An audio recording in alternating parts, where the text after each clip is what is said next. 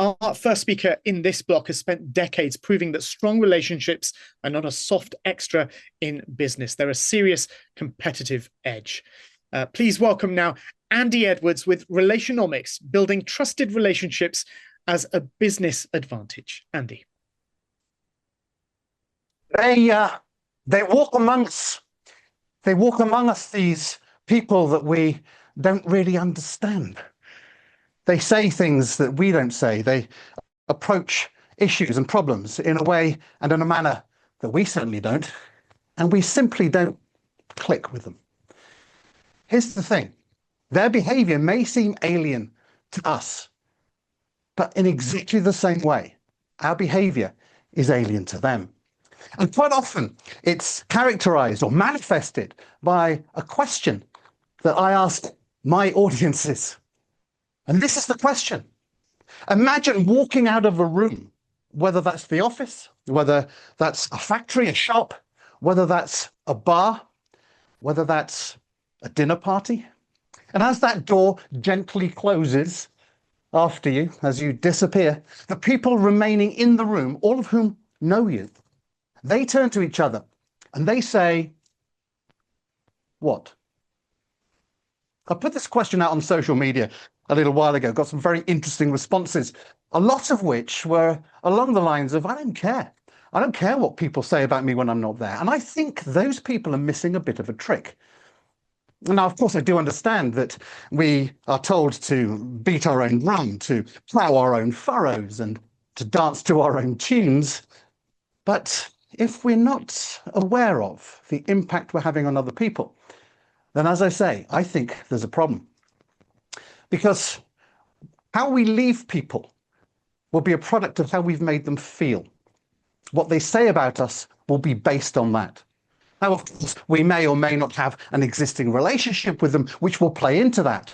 Ultimately, it'll be what you said, what you did, and how you did both of those things, the timing, the authenticity, the alignment, and most importantly of all, their interpretation of whatever it is that you're trying to get across.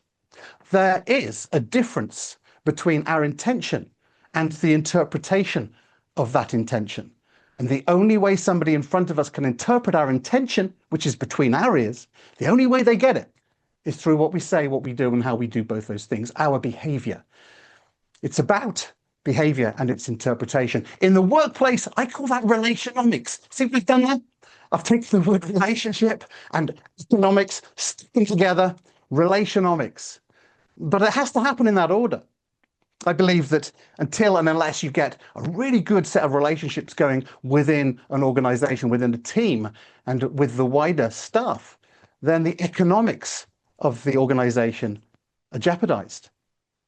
And I think some of the best value lies in understanding those aliens, understanding those people who aren't like us, who don't do, say, and think what we do, say, and think. Let's see if we can get on with those aliens. Let's see if we can work together, because they may, in fact, they probably do, offer a perspective that we don't have. And 1 + 1, in many instances of this, will equal 3. We are more than the sum of the parts when we work together in this way.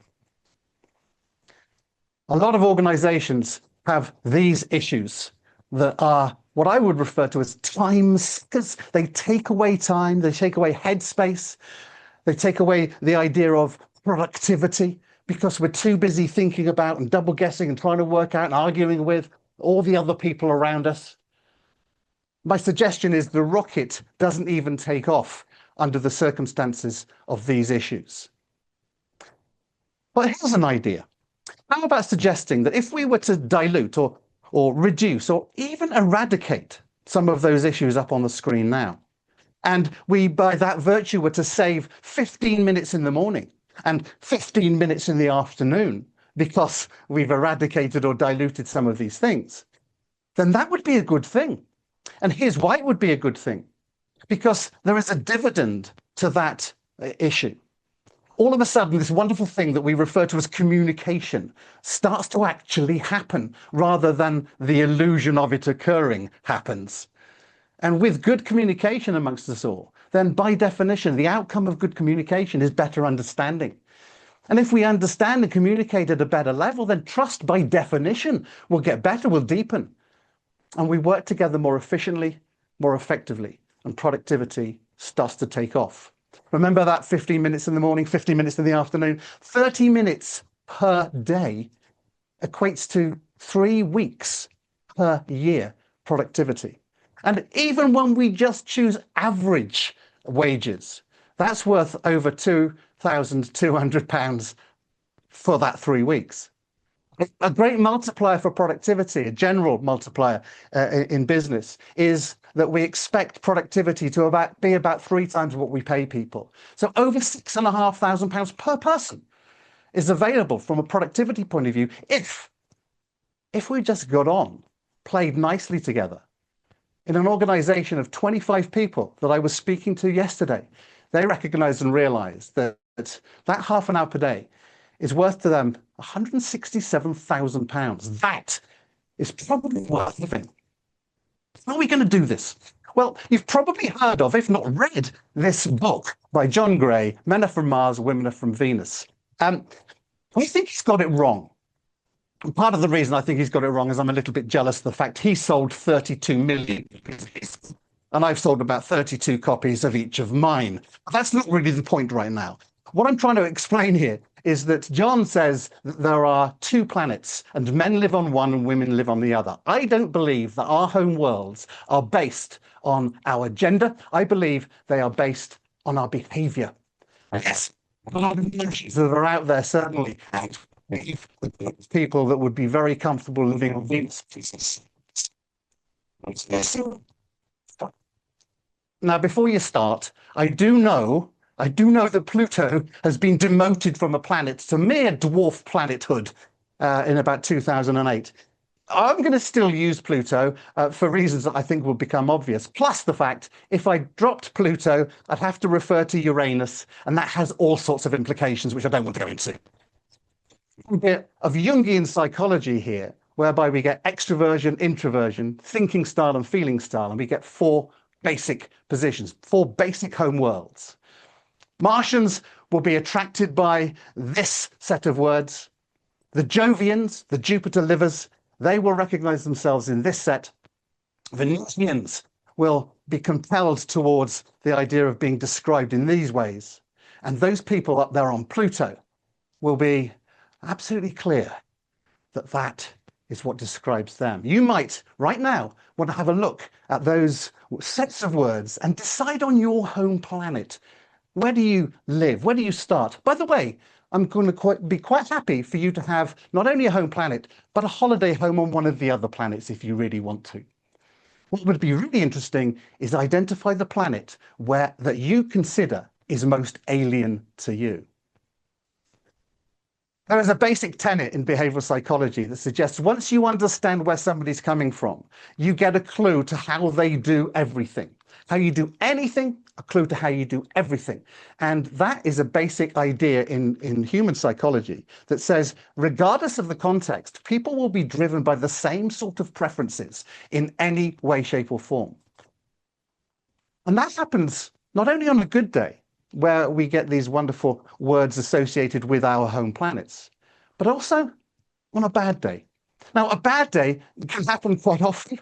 It can happen ad hoc, but it will largely happen because we're feeling a bit stressed, they're feeling a bit stressed, or we're both feeling a bit stressed, and we start to overplay our strengths. So have a look at Mars there with assertiveness. You overplay assertiveness and you get aggression. You flick down there to Jupiter, energetic, overplay energetic, and you get something a little bit chaotic or random. You start to overplay supportive and caring, and you get interfering or patronizing. You start to overplay analytical and cautious, and you get pedantic and a bit remote. So these words that you see on the screen right now, overplayed, start to look like these words. And if anybody wants to change the home planet by virtue of the sudden realization, by all means do so. So remember these intentions that I was talking about earlier on? Each planet might start off with very good intentions, and then through their behavior, don't seem to get this stuff across very well because it will be interpreted in its negative format. Nothing has changed in terms of the style, the preference, or indeed the energy. They've just done too much of it, or at the wrong time, or to the wrong person. And herein lies, I guess, the idea that people say things about you when they're not there, based on either the left-hand side or the right-hand side of that screen. Me, I'd much prefer them to use the good stuff about me, rather than the stuff on the right-hand side of the screen. And that will rely on my working out the behavioral sweet spot in pretty much any relationship I develop with anybody. Because overplay my strengths in terms of their preference will be challenging behavior, and they won't forgive me for it. So when we recognize which planet somebody comes from, what's some of the ideas that we can play to their preferences? This doesn't mean changing who you are. It just means recognizing their preferences. So let's have a look at the Martians. Here are some Martians. These are the people who like to get things done, sort things out, move things along at a pace, preferably their pace. If you've got an issue, have a tissue, all that sort of stuff. With this set of people, we need to be brief, be bright, be gone. Stand up, speak up, and shut up, and let them get on with it, because they're in a rush. So get out of their way. Woe betide you if you don't. In fact, our friends from Jupiter, the jovials. Now, these people, I am included in this, I tend to be very easily distracted. If you don't involve them, keep them involved, then you get this sort of thing where they go, silly things, and they've gone. Or still, and off they go. So you've got to keep them involved, you've got to keep them interested, and you've got to be flexible around stuff. Our friends from Venus will want you to show them that you really care. Because you know what? That's where they start from. And our friends up there in Pluto. Pluto, those people who have a lot going on between the ears. They want proof, and they want the details. If you're able to play to those preferences, so you should. Because the golden rule is wrong.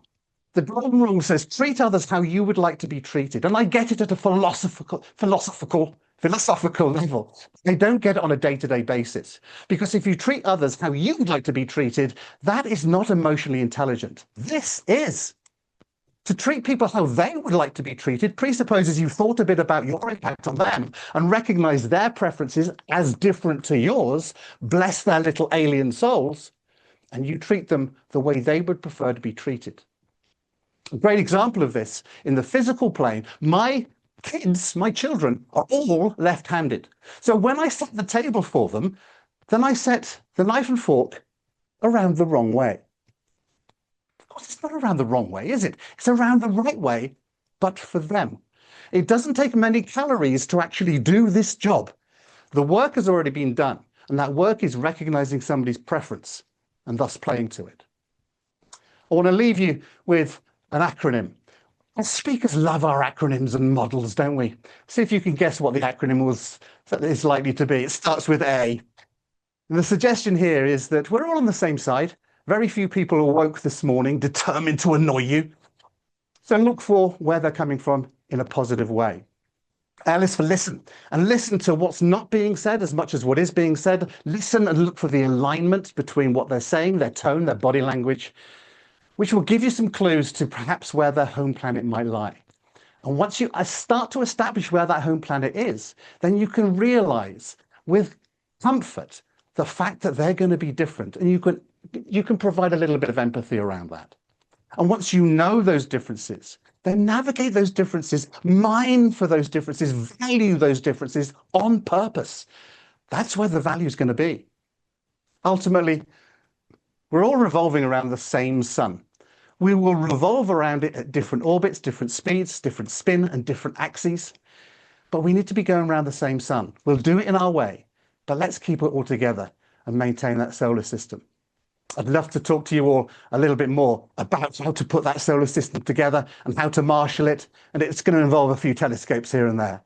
But my advice for you, ladies and gentlemen, never get lost in space. Thanks for listening.